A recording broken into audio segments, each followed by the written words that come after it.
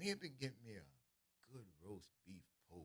From where? I don't know. That That's would the be the question. question. Because I would have to decide who would I get it from. 'Cause some Mm-hmm. people they give you a lot of beef, but the flavor's not there. And then other people give you some really good flavored beef, but it's not a lot of it. Yeah. You know what I'm saying? But So it's really good. you're trying to think of and weigh your options of And weigh where. my options of Yeah. what I'm going to get. But we're going to talk about that. But right now, that is going to be probably something that I would be cautioning most of you to temper down and don't eat like that. And the gentleman who we have on the show right now would probably agree, unless they're hungry, and in which case they would be with me at lunch. Of course, we're talking about our own doctors. Dr. Eric Griggs and Dr. Mark Allen Derry are joining us right here on the front porch. Gentlemen, thank you so much for being with us, and good morning to you both. Good morning, good morning, good morning. Y'all doing all right? Doing good. At the hospital with Jeremiah.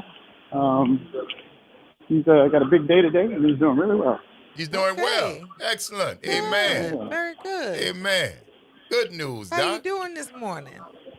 He's doing good. I'm doing good. Really, really good.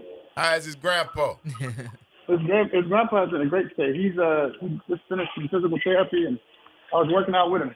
Yes, indeed. Okay. That's So all you're right, having a babe. good start to your day. That's all right. Yeah. Very good.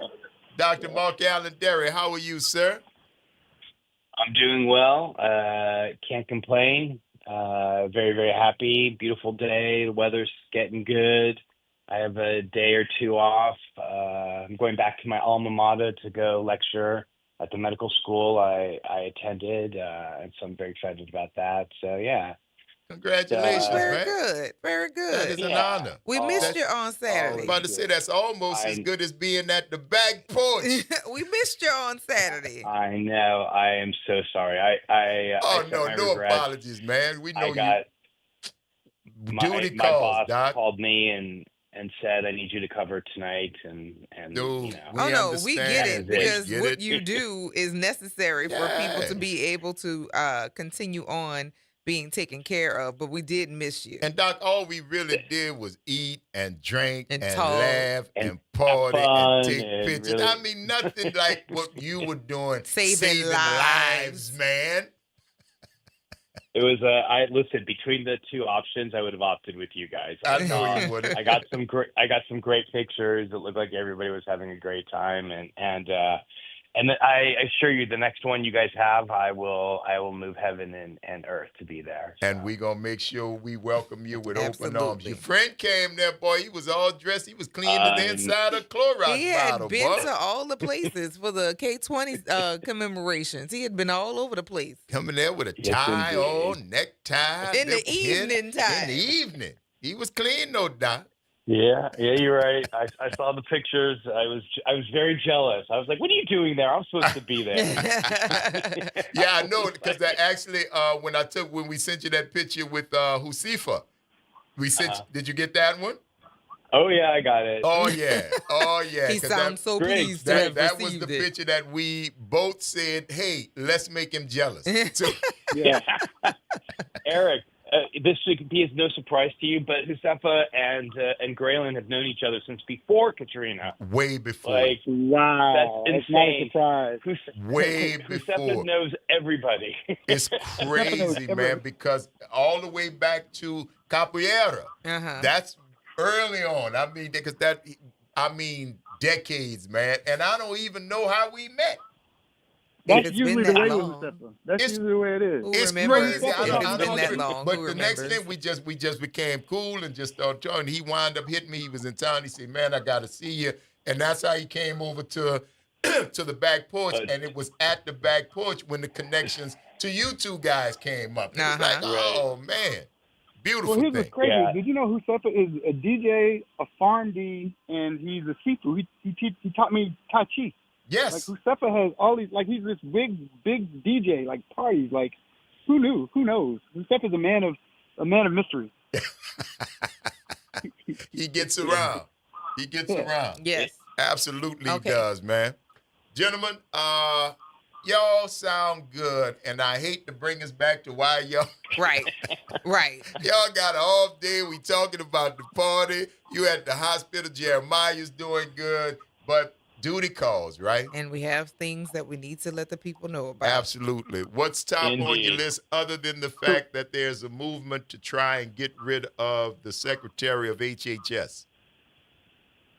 I mean, Wow, that obviously. I wasn't aware of that, but okay. Wow. Yeah, that one caught me off that guard. needs All to right. happen. That's not going to happen. I actually, just right before you guys called, I just watched an interview with Cassidy, Dr. Senator Cassidy. Let me reiterate the doctor and the doctor part there, who was the crucial vote. The crucial that, vote. Mm-hmm. He was the crucial vote that brought in RFK Jr. to be and is creating the mess that we are seeing right now. What did he say, Doc? I didn't see the interview. What did he address the betrayal? Did he say anything about it? No, not at all. I mean, he's like shockingly, Senator Cassidy is running for re-election, which I am shocked by. I mean, he initially voted to impeach President Trump, yes, which I agreed with that vote, and I thought that was a very brave vote for him to take, and I also figured that was going to be his last.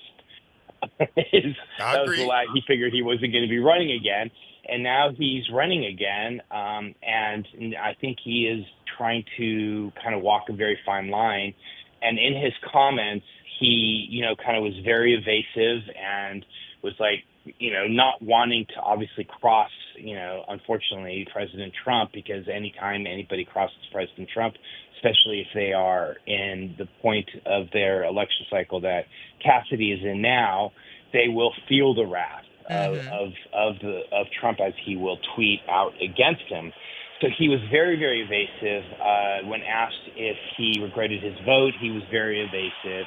And there's some vague, I think this is what you're referring to, Graylin, some vague kind of considerations that he is going to chair some committee that is going to bring some oversight over whatever. But let's be very clear. The damage has been done. Yes, This is exactly what we have known. We have talked about this. I say this all the time. Public health is very easy if you are willing to look, okay? And if you can look and you see the changes that are happening and you look at the chess pieces on the board, you can predict what the next moves are. These are not complicated things. They are not. We've known that this was going to happen, and I can assure you right now we are still at the point that it's going to get worse before it gets worse. Yes. And by that, I mean we are going to see significant declines in vaccination uptake, especially with COVID vaccine, especially as COVID is now starting to become very aggressive again. Yes, it has. It's the season. And there are a number of obstacles that are in place for people to get the COVID vaccine. One is that you need a doctor's prescription for it. And two, you need to have a number of conditions. Eric and I were texting about that this morning. And three, more importantly, they are not going to be free anymore. And that is going to be a major, major obstruction or obstacle to get the vaccine. And I've heard prices as high as $140. That's just unrealistic for the number of people who need it, especially those people who are most vulnerable in our society. So let me just wrap up this little rant by saying last week we saw 4 directors leave the CDC, taking a very brave stance in how they felt that the direction that the CDC was going in. And one of the former CDC directors also basically warned the public in an open letter that said, don't trust the CDC. This is America in 2025, and we now have former CDC directors warning the American public to not trust what comes out of the CDC. That's scary. We knew this was going to happen. We predicted this, and it's going to get worse before it gets worse. Well, unfortunately, voting and non-voting has consequences, and we have had this conversation consistently. And the old tale says, if you dig a ditch for me, you better dig two, because what you got planned for me is going to happen to you. And right now, who was assumed to be going to take the hit of this are actually hitting the people in the constituents of the people who have been drum majoring for these severe cuts. And like, we're going to see people die.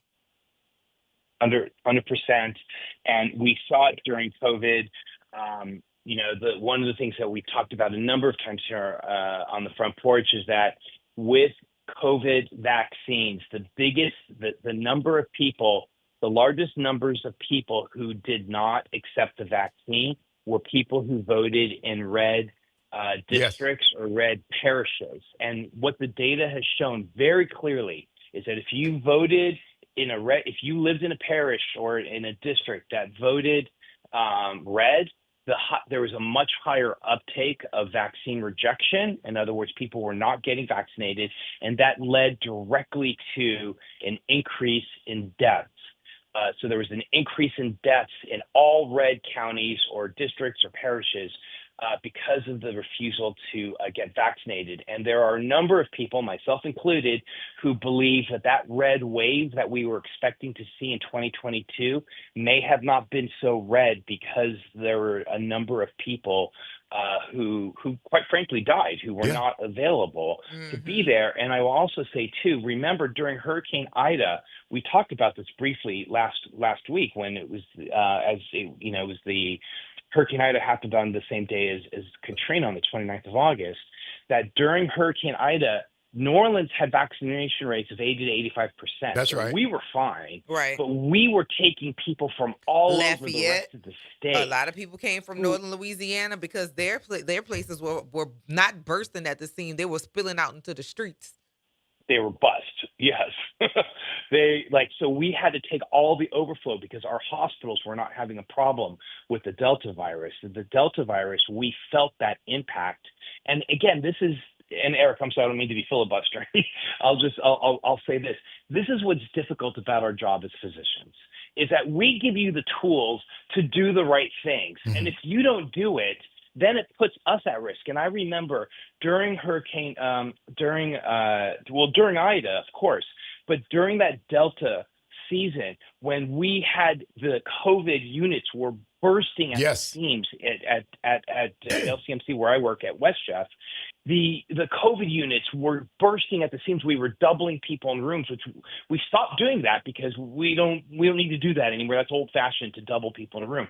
But there were so many people with COVID and none of them came from New Orleans, all from northern Louisiana. Right. And there I was, and again, it's my honor and pleasure to do this, but I was putting myself at risk, at great risk, because I was having to care for people who were refusing to initially care for themselves and were carrying a virus that could potentially harm me or my family. And that's just something that is always in my head. And it's a little frustrating, and it's going to be more frustrating moving forward because we're going to see more and more of this, because we're going to start seeing diseases that we haven't seen. If doctors haven't seen measles before, get ready to start seeing measles again. If you've never seen polio before, get ready to start seeing polio again, because we are going to start seeing vaccine preventable diseases now. And we know that this is happening, and it is going to be a major destabilizing force in our society. Sorry, Eric, please. I feel like I've been talking. Go ahead. Hey, Doc. No, we're good. Then let me ask you this, Doc. I know you have mentioned before during the course of our interactions since COVID. Talk for a minute about the ones who were not vaccinated, who were on your table, who were under your care, who were looking at the end. What was the general last minute realization that they were telling you? Braylon, it was 100% of the time. 100% of the time, as we were about to intubate them, they would look me dead in the eye and they say, "Doc, I'll take that vaccine now." Come on now. 100% of the time, when they saw their mortality in the future, the light at the end of the tunnel was not the end of the tunnel, it was an oncoming train. That's right. When they realized that light was a train and not the end of the tunnel, that's when they looked me dead in the eye. They'd be like, "All right, Doc, let's get that vaccine going now." And it's that sense of, for those individuals who are conservatively minded, it's like we know the senator from like Ohio or Cheney, anti-LGBT until their kid comes out. And all of a sudden it affects them. And then all of a sudden They are the pro-LGBT people you've ever seen. That's right. Whereas last year on their website, they had all this anti-LGBT sentiment, and then all of a sudden their daughter comes out as gay. All of a sudden their minds change. And Whole that is perspective change. Well, you could just not be an ass in Yes, the first indeed. place. Yeah. Gentlemen, don't go And anywhere, that is- man. We're going to continue this discussion, please, but we right now got to take this break. Hold on for us, and we're going to talk more. It's the Front Porch, y'all. WBOK Media, what New Orleans is talking about. All day long. Don't go nowhere, y'all. We are talking with Dr. Mark Allen Derry and Dr. Eric Griggs, and we'll continue our conversation on the other side of the break.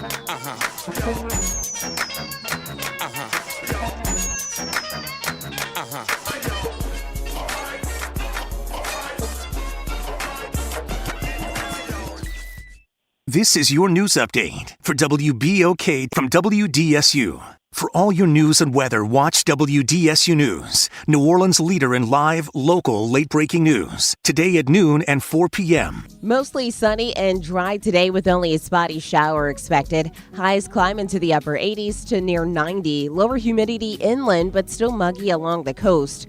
Tonight, mostly clear and quiet, lows into the 60s and 70s. And then Thursday, expect another dry day with highs into the 90s. But comfortable air continues. Better chances for rain on Sunday.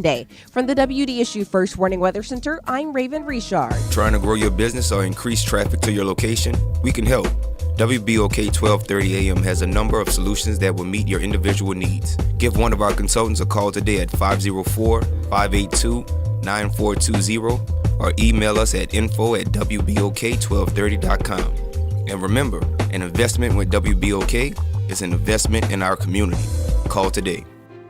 The National World War II Museum, located in the Warehouse District of New Orleans. The National World War II Museum tells the story of America's experience in the war that changed the world, why it was fought, how it was won, and what it means today. Visit them online at www.nationalww2museum.org for time tickets and safety information. Hello, I'm Gary Clark. Please tune in to Dr. Clark 101, The Living Classroom, which is broadcasted weekly every Wednesday at 12:30 p.m. on WBOK 1230 AM on your dial. And as always, it's been a pleasure. You're on the Front Porch with WBOK 1230 AM.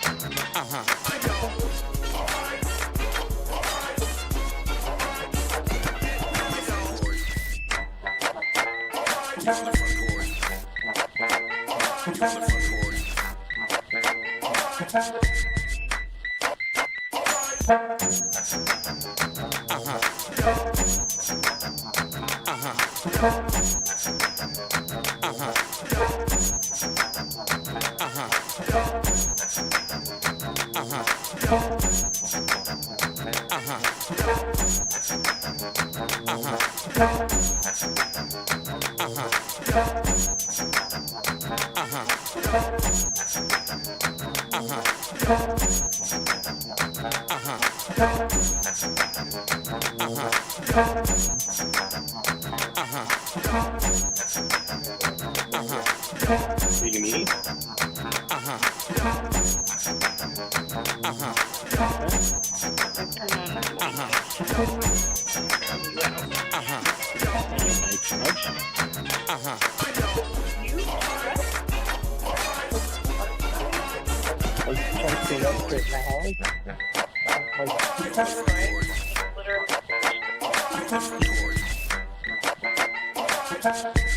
I was spitting. Did you hear the truth? I was fucking.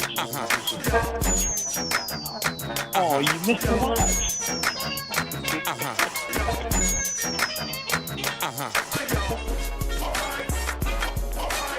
Welcome back, y'all. It's the Front Porch, WBOK Media. I'm your host, Braylon Bryant Banks. And I'm your host, Kimber White Dupree. Good morning. Brother Nyron on the other side of the glass. And, of course, we are on the phone with our docs, Dr. Eric Griggs, Dr. Mark Allen Derry. Gentlemen, thank y'all for holding. I got to ask y'all, man, from the discussion that we've been having and from where you guys are sitting, has there been any discussion amongst your milieu about what we saw that happened to the healthcare folks when this thing first kicked off, this COVID, when we saw the burnout, when I could witness and hear and see in both of you guys after so many months, almost years of constant work. Has there been any talk amongst your peers about what to do to prepare for this, or if you think it's coming again? Yikes. I get talks about, do we think it's coming again? Yes.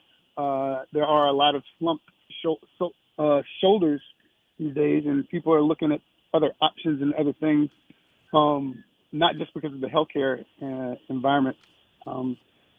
We know, well, the thing that's exhausting is the fact that we keep ignoring, we keep minimizing what COVID-19 is. We keep minimizing the devastating effects of all of these diseases that have been eradicated. Like Mark Allen was saying, that you're going to see polio again. You're going to see all these things again. Now, being over here in a hospital environment and seeing so many students and residents, I still see the sparks and the bright lights in their eyes. When you love taking care of people, you love taking care of people. Like, some of it's par for the course. I don't know. We weren't prepared before. At least we kind of know what to expect with regards to COVID. It's just having less tools in the tool bag is what is, I think, is concerning. Yeah, from my perspective, as you guys know, I'm preparing this lecture for 1,000 internists that attend, and I'm one of the plenary speakers,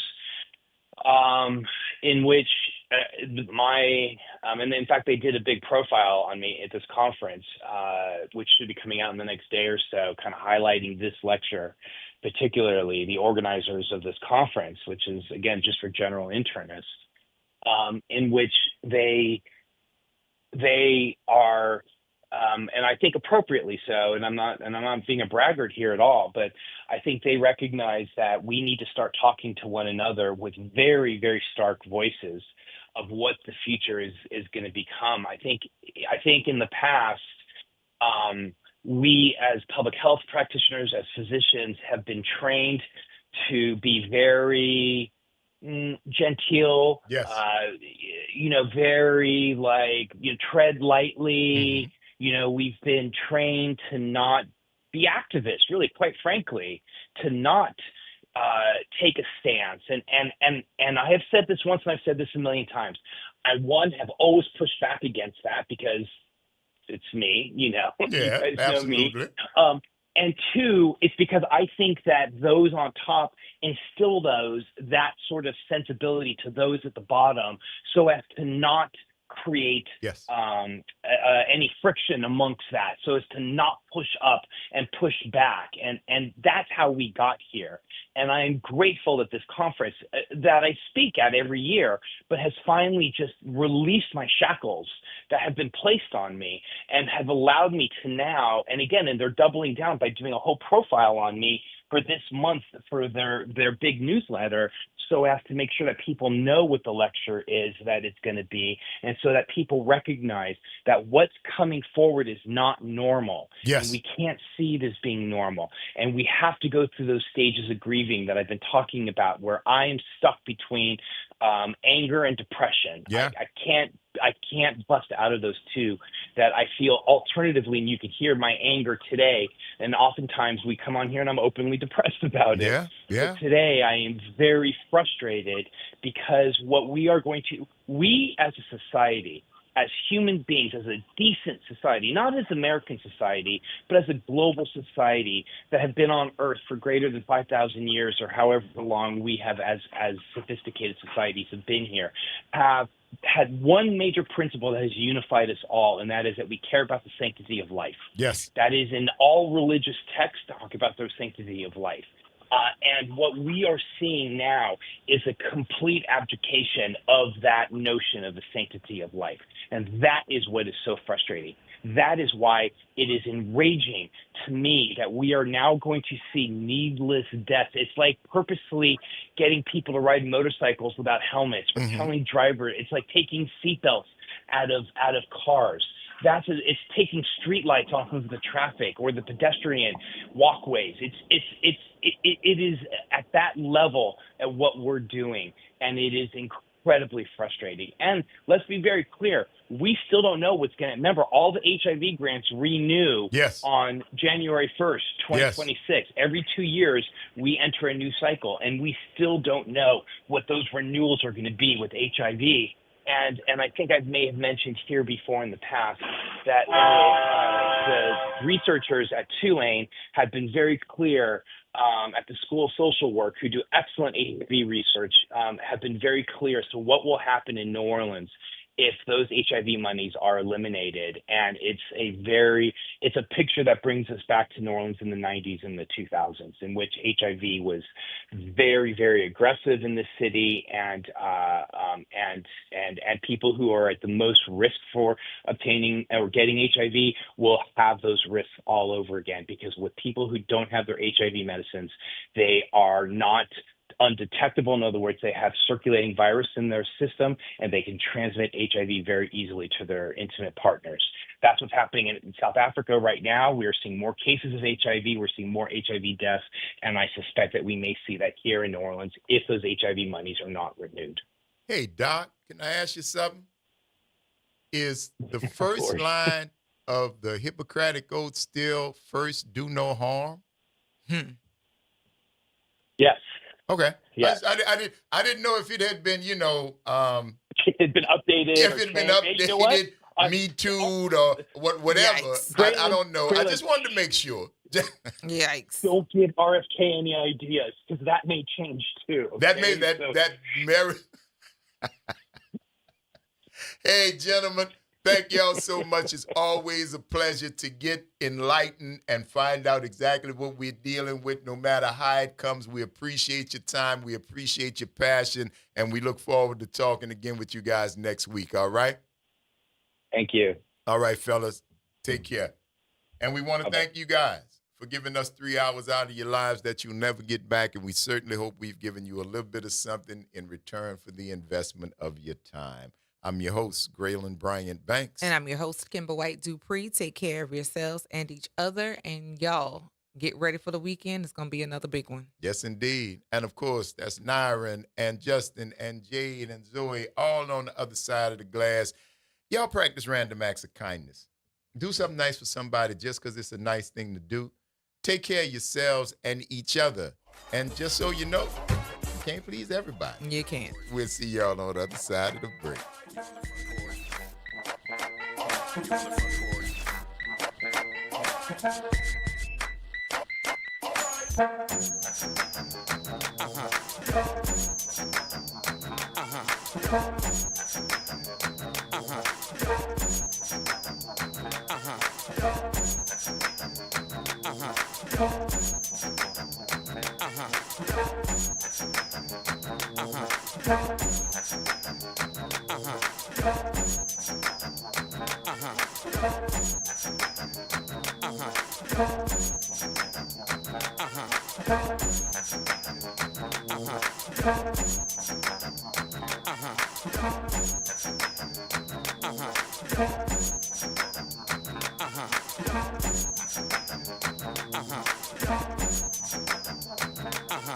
Have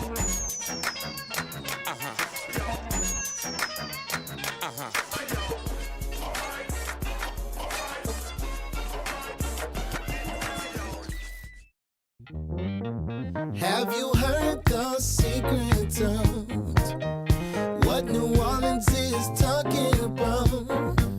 I promise everything will be okay if you're listening here on the airwaves. It's that WBOK 12:30 a.m.